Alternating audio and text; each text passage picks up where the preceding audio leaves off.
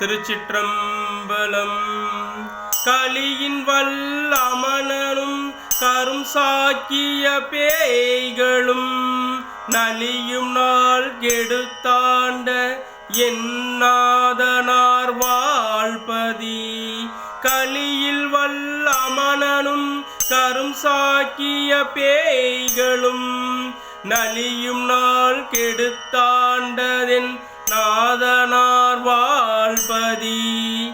பலியும் பாட்டோடு பன்முளவும் பலவோசையும் மலியுமா மலப்பாடியை வாழ்த்தி வணங்குமே.